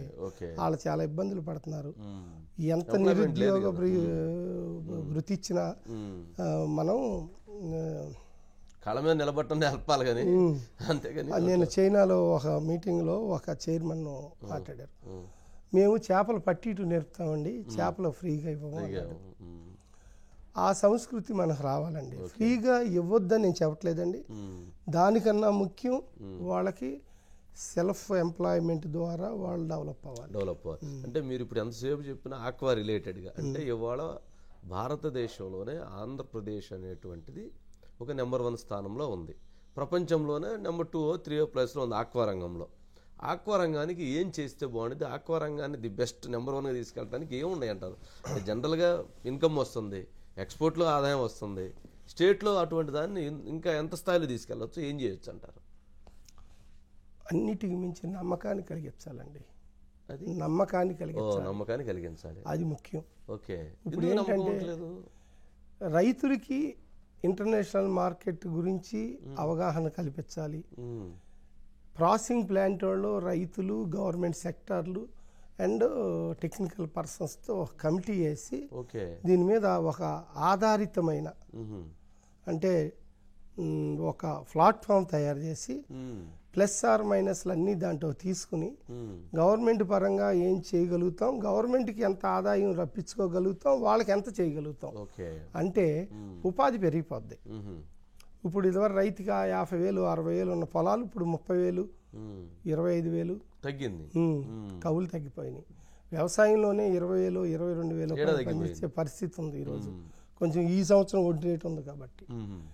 ఇలా ఉన్నాయిలేండి ప్రాబ్లమ్స్, అన్ని సెక్టార్లో ఉన్నాయి. ఏం చెయ్యాలి అంటే అది సమగ్రంగా అరగంట చెప్పాలి నేను. అదేలేండి, మీకున్న అంటే మీకు దాంట్లో ఎక్స్పీరియన్స్ ఉంది కాబట్టి భవిష్యత్తులో ఇదైతే నిలబెట్టేటువంటి రంగం అయింది. మంచి రంగం అండి, చాలా మంచి రంగం. ఆ రంగాన్ని నిర్వీర్యం చేస్తూ ఉన్నారు.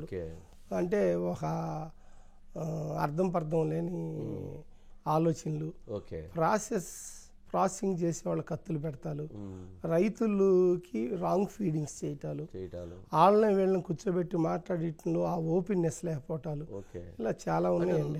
అంటే ఏదో ఒక కామెంట్ కూడా చేశారు గతంలో, కరెంట్ విషయం ఏదైతే ఇప్పుడు వీళ్ళకి ఇచ్చేటువంటి ఫీడ్ ఇచ్చేటువంటి దాంట్లో దానికి ఏదో బ్యాగ్ కింద అని చెప్పిన ప్రభుత్వం పెట్టుకుంది, దానివల్ల రైతు మీద బర్డెన్ పడుతుంది అన్నారు. ఎంతవరకు ఫ్యాక్ట్?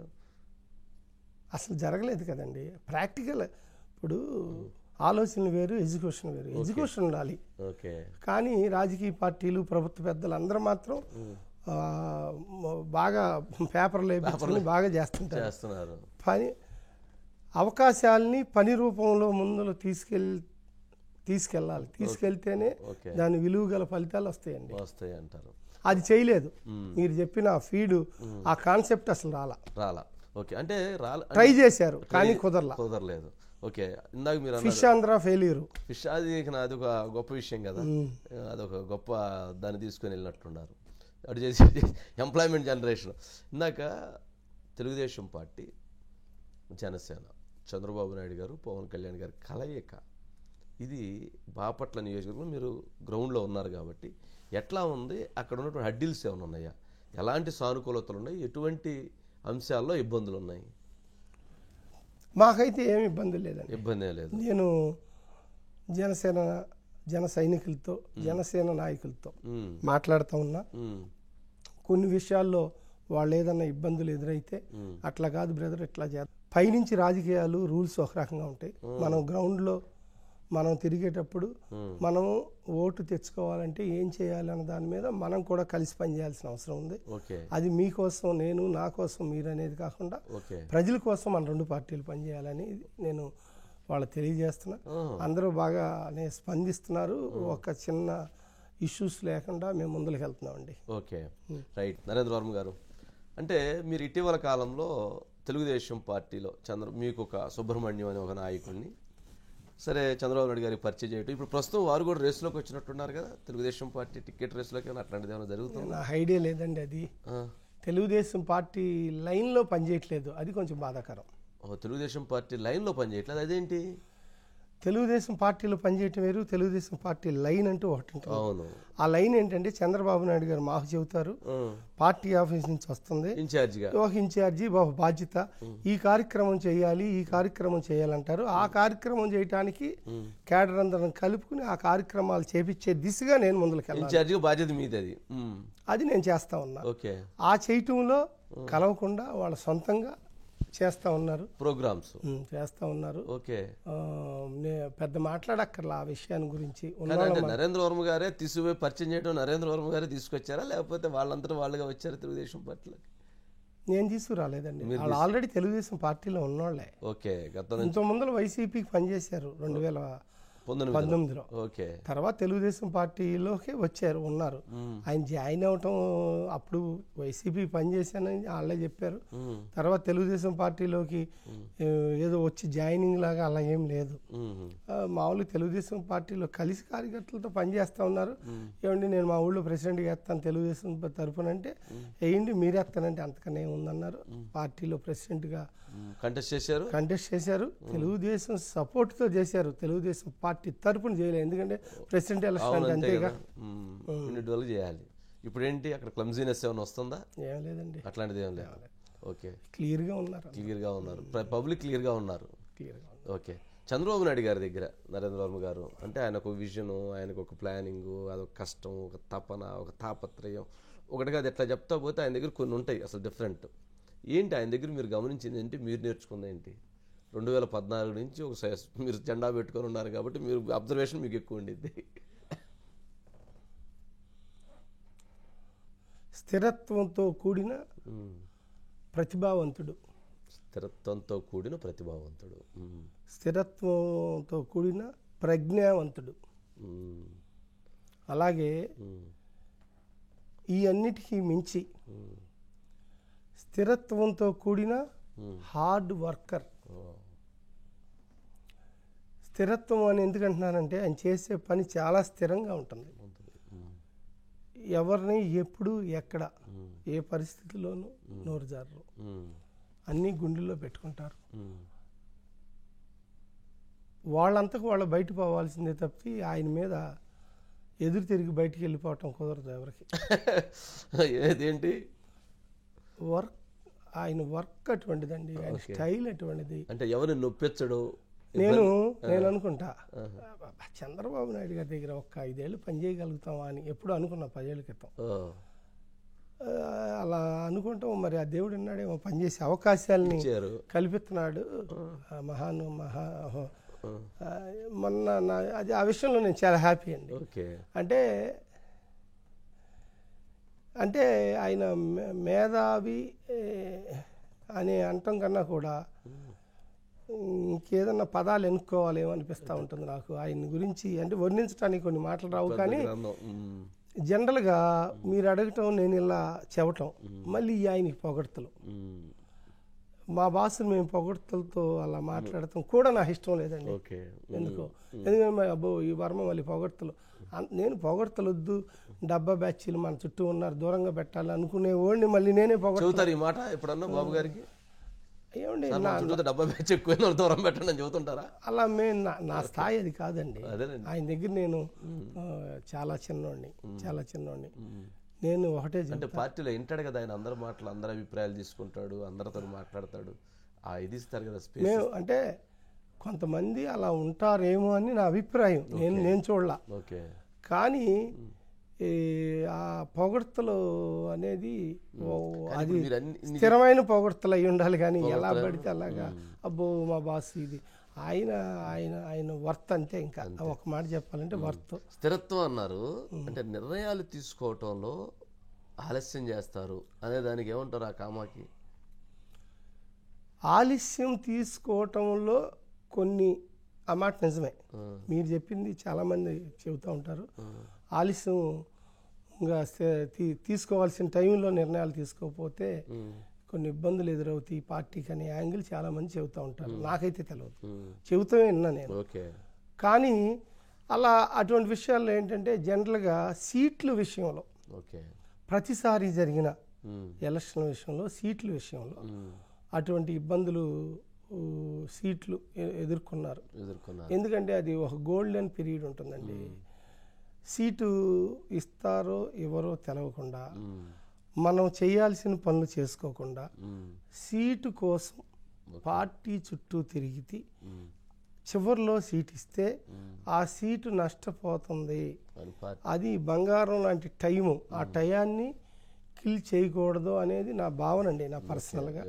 అంతేగాని ఇన్ టైంలో ఎస్ ఆర్ నో, ఇన్ టైంలో చెప్పేయటం, వాళ్ళు ఆ టైంలో అనౌన్స్ చేసేయటం, ఇది మంచిది. నా విషయంలో నాకు ఆ బాధ. మీ విషయంలో మీకు క్లారిటీ ఇచ్చేసారు. సరే, చంద్రబాబు గారి మీద చాలా క్లియర్గా క్లారిటీగా ఉన్నారు. లోకేష్ గారి మీద ఏంటి, ఎటువంటి అభిప్రాయం ఉంది, ఏం గమనించారు ఆయనలో? ఎలక్షన్ మీరు ఆయన ప్రభుత్వంలో ఉన్నప్పుడు మంత్రిగా ఉన్నప్పటికీ ఇప్పటికి ఉన్న తేడా ఏంటి?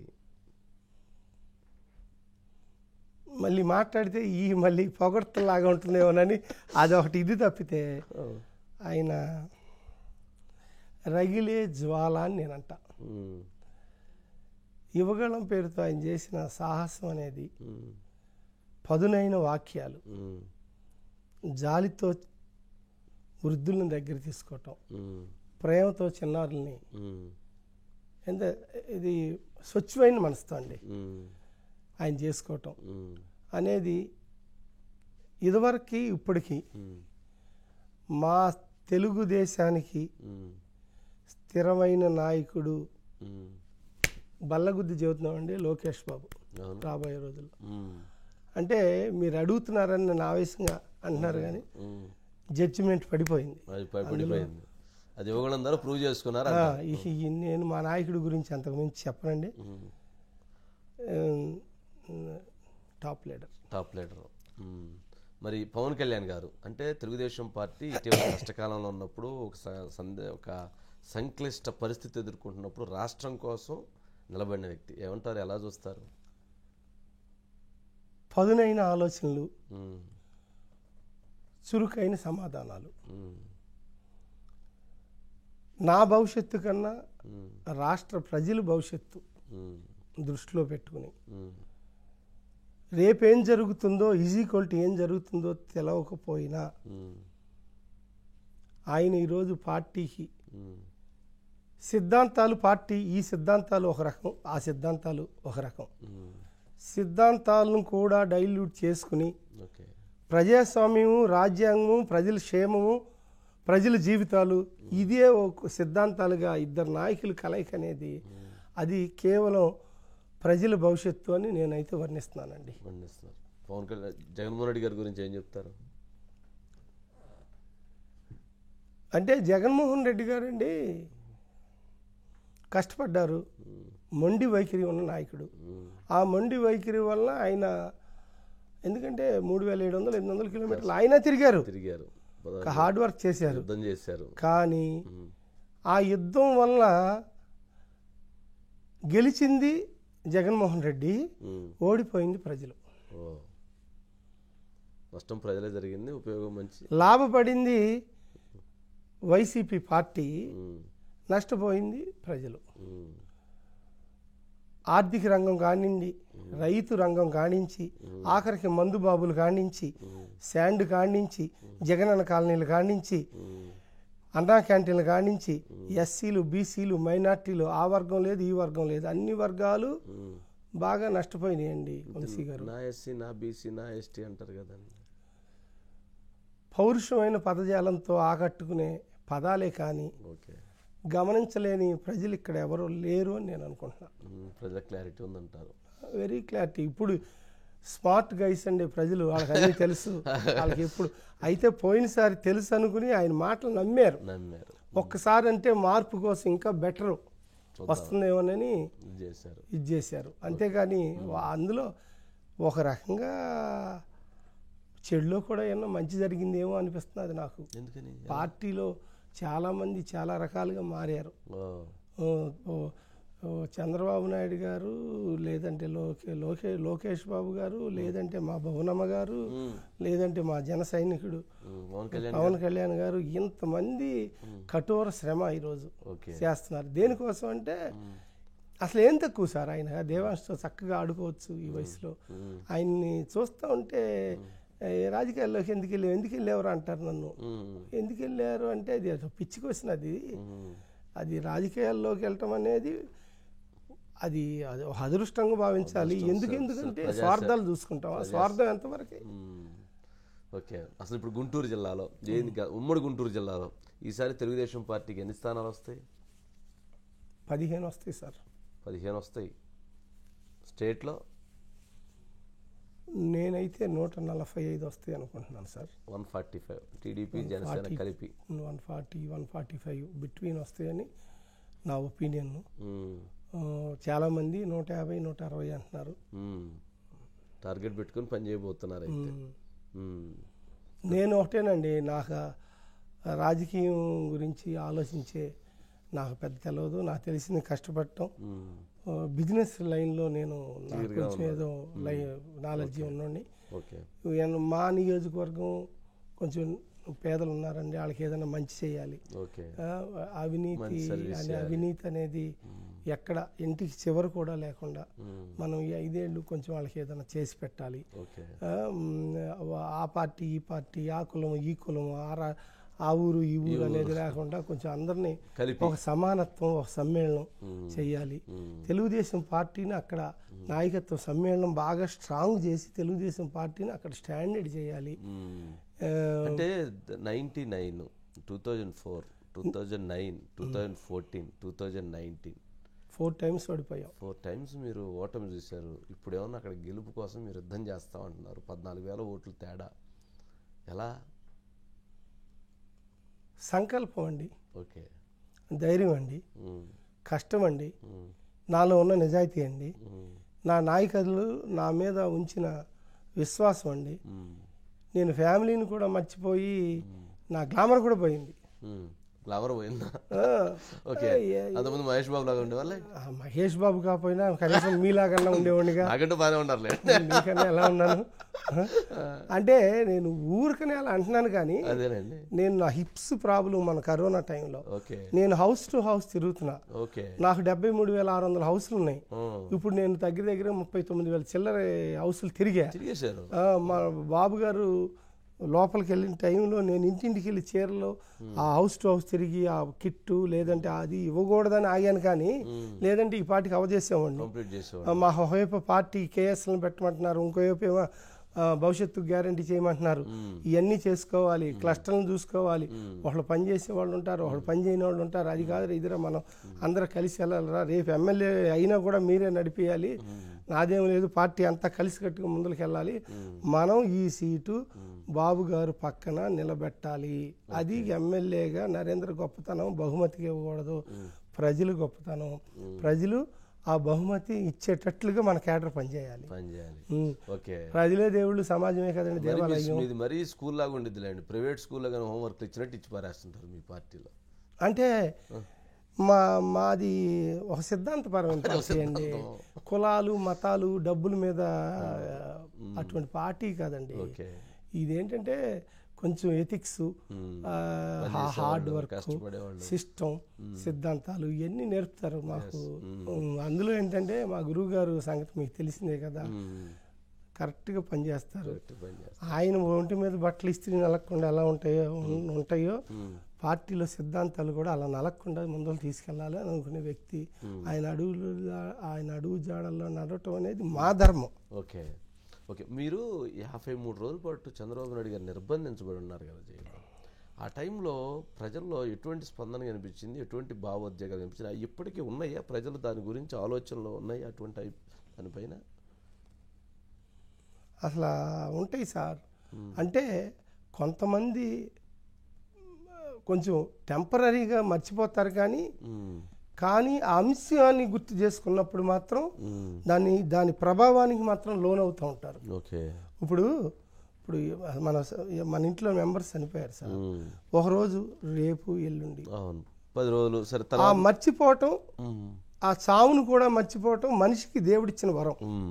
ఆ వరమే లేకపోతే మళ్ళీ మనం కూడా బతకం గుర్తు చేసుకుంటా ఉంటే. అటు గొప్ప విషయం అయినా ఎన్టీ రామారావు గారు చనిపోయినప్పుడు దగ్గర నుంచి ఏదన్నా ఎంత విషయం అయినా కానీ అప్పుడు జరిగినప్పుడు ఉన్న ప్రభావాలు, ప్రభావితం చేయబడిన వ్యక్తులు కొన్నాళ్ళకి డైల్యూషన్ ఉంటుంది. అది దేవుడు ఆ మనిషికి అలా పెట్టాడు, అది శాస్త్రంలో. కానీ అంశాన్ని గురించి డిస్కషన్ చేసినప్పుడు మర్చిపోని అంశం ఏదన్నా ఉంటుందంటే బాబు గారి అరెస్ట్, 53 రోజులు అరెస్టు. అది ఎప్పటికీ ఎవరో మర్చిపోలేని అంశం. కానీ నిరంతరం ఎందుకు గుర్తు చేసుకుంటారంటే గుర్తు చేసుకోరు. ఆ టైంకి అదైతే అంశం వచ్చినప్పుడు ఫీల్ అవుతారు, ఫీల్ అయ్యే అంశం అది. అలాగే మా భువనేశ్వరి అమ్మ గారు అసెంబ్లీలో ఏంటండి అది ఇయ్యే క్షమించరాని విషయాలు ఏమన్నా ఉంటే మేము అయ్యే తట్టుకోలేకపోతున్నాం. వాటి నుంచి అయ్యి అసలు ఎవరు మర్చిపోరండి, తలుసుకుంటే బాధ. మీకు తలుచుకుంటే బాధ వేస్తుంది, కోపం కూడా వస్తుంది. మరి భవిష్యత్తులో మరి వాటి మీద మీరు రెడ్ బుక్ ఉంటుందా? రెడ్ బుక్ అంతా మా లోకేష్ బాబు సరే అయితే ఓకే. ఫైనల్గా నరేంద్ర వర్మ గారు, సార్ బాపట్ల నియోజకవర్గ ప్రజలకి తెలుగుదేశం పార్టీ ఇన్ఛార్జిగా ఏం మెసేజ్ ఇస్తారు, ఏం చెప్తారు వాళ్ళకి? జగన్మోహన్ రెడ్డి అడిగినట్టుగా ఒక్కసారి అవకాశం ఇవ్వండి అని నేను అడుగుతున్నా. జగన్మోహన్ రెడ్డి ఎందుకు అంటే, మరి ఒకసారి అవకాశం అంటే ఇచ్చారు కదా, మీరు నాకెందుకు ఇవ్వరు? నేను నిజాయితీ పరుణ్ణి, లంచాలకి తావు లేకుండా పనిచేస్తా. వాడు వీడు, వారు వీరు, ఆడ మగ, ఆ పార్టీ ఈ పార్టీ లేకుండా పనిచేస్తా. ఇటు రియల్ ఎస్టేట్ కానీ, అటు సముద్ర తీరాలు కానీ, ఇటు ఆక్వాకల్చర్ కానీ, అటు వ్యవసాయ రంగం కానీ, అటు ఎరువులు కానీ, విత్తనాలు కానీ, మురుగు కాలువలు కానీ, పంట కాలువలు కానీ, చెరువులు కానీ, గేదెలు కానీ, ఇలా ఆ రంగం ఈ రంగమే సంబంధం కాకుండా మా బాపట్లలో వాకింగ్ ట్రాక్స్ దగ్గర నుంచి, పచ్చదనం దగ్గర నుంచి, దోమల బాధ లేకుండా మురుగు కాలువలు పైన టాపులు క్లోజ్ చేయటం వరకు అన్ని విషయాల్లో కేర్ తీసుకుని, ఆఖరికి మున్సిపాలిటీలో పనిచేసిన పారిశుద్ధ్య కార్మికులతో సహా ప్రతి 3 నెలలకి ఇంటర్నల్గా మీటింగ్ పెట్టాలనే కోరిక. నాణ్యమైన కరెంట్లు కానించి, అసలు ఒకటి కాదండి, ఎల్ఈడి లైట్లు కానించి అన్నీ కూడా అస్తవ్యస్తంగా ఉన్నాయి. ప్రతి వారానికి ఒక వార్డులో పర్యటించి రాబోయే కాలంలో ఎవరికి ఏం చేయగలుగుతానో నా సాయి శక్తుల ప్రజాస్వామ్య పద్ధతిలో న్యాయంగా నిర్ణయించి ముందుకు వెళ్ళటానికి ప్రజలు నాకు అవకాశం ఇవ్వాలి అని గొంతెత్తి ప్రతి వాళ్ళని చేతులు పెట్టుకుని ఆశీస్సులు, మీ సహకారం కావాలమ్మా అని ప్రతి ఇంటికి తిరుగుతున్నా, తిరగబోతున్నా. రాబోయే 5 ఏళ్ళండి ఇంతటితో ఆపనిది. Continue 5 years continue. Every week ఏదో ఒక ఊరు, ఏదో ఒక కాలనీ నేను పర్యటన చేస్తానే ఉంటా. అంటే పేరు కోసం కాదండి, పేరు కోసం కాదు, సర్వీస్ చేయాలి. అసలు శ్రీకృష్ణ పరమాత్ముడు ఏం చెప్పాడంటే, పేరు కావాలని కోరుకోవటం కూడా స్వార్థం. ధర్మంలో ఉన్న పరమార్థం అది. మనకి అర్థాలు పరమార్థాలు అక్కడ మనకి ఎందుకు, కానీ ఇది మన బాధ్యత. ఎమ్మెల్యే అంటే అది నాకు సంబంధించింది కాదు, అది ప్రజల పదవి. ఎమ్మెల్యేని పిలిచారు, ఓ బ్యాంక్ ఓపెన్ చేయించారు అంటే అది నరేంద్ర వర్మ గొప్పతనమో, లేదంటే ఇప్పుడున్న కోన రఘుపతి గారి గొప్పతనమో కాదు. బాపట్ల ప్రజలు తరపున వెళ్ళేది అంటే ప్రజలతో ఓపెన్ అవుతున్నది ఆ బ్యాంకు. ఎవడ ఓపెనింగ్కి వెళ్ళిన పర్సనల్ కాదండి. చంద్రబాబు నాయుడు గారు పేరు మీద విమానాశ్రయం కట్టినా, నౌకాశ్రయం కట్టినా అది ప్రజలు. ఎన్టీ రామారావు పేరు ఈ రోజు ఉన్నారంటే ప్రజలు. అంటే అన్నిటికీ అల్టిమేట్ ప్రజలే. అందుకే నందమూరి తారక రామారావు గారు ప్రజలే దేవుళ్ళు, సమాజమే దేవాలయం అని చెప్పారు. సింపుల్ కొటేషన్ తోటి అదే కొటేషన్ తో మేము పనిచేస్తున్నాం. Okay, right. Thank you Narendra Varma గారు. నరేంద్ర వర్మ గారు, ఒక్క మెసేజ్ బాపట్ల నియోజకవర్గ ప్రజానీకానికి, ఒక్క ఛాన్స్ ఇవ్వండి. బాపట్లలో తెలుగుదేశం పార్టీ అభ్యర్థిగా నిలబడుతున్నటువంటి నరేంద్ర వర్మను ఒక్కసారి గెలిపించండి, ఒక్క ఛాన్స్ ఇవ్వండి. నియోజకవర్గాన్ని అన్ని రకాలుగా, అన్ని రంగాలలో అభివృద్ధి చేసి చూపిస్తాను. తన మన అని లేకుండా అన్ని రకాలుగా అభివృద్ధి చేయటం తన లక్ష్యం, తన ధ్యేయం. తనకున్నటువంటి నిజాయితీని, నీతిని, న్యాయాన్ని, ధర్మాన్ని అన్ని రకాలుగా ప్రజలకి దగ్గరికి తీసుకువెళ్ళి ప్రజలతో కలిసి పనిచేస్తామని చెప్తున్నారు. అదే గుంటూరు జిల్లాలో 15 స్థానాలు తెలుగుదేశం పార్టీ కైవసం చేసుకుంటుందని కూడా డంకా మోగిస్తున్నారు. తాను రాజకీయాల్లోకి వచ్చింది ప్రజాసేవ చేయటం కోసం, ప్రజాస్వామ్యాన్ని గౌరవించేటువంటి వ్యక్తిగా, ప్రజాస్వామ్యాన్ని అభిమానించేటువంటి వ్యక్తిగా, చంద్రబాబు నాయుడు గారి ఆదర్శాలు, చంద్రబాబు నాయుడు గారి ఆశయాల కోసం పనిచేసేటువంటి వ్యక్తిగా తాను రాజకీయాల్లో అడుగుపెట్టాను, ముందుకు వెళుతున్నాను, నన్ను దీవించండి, నన్ను ఆశీర్వదించండి అని చెప్పి నరేంద్ర వర్మ గారు కోరుతున్నారు. ఇది ఈ వారం the leader with Vamsi. Narendra Varma గారు, థ్యాంక్ యూ సో మచ్.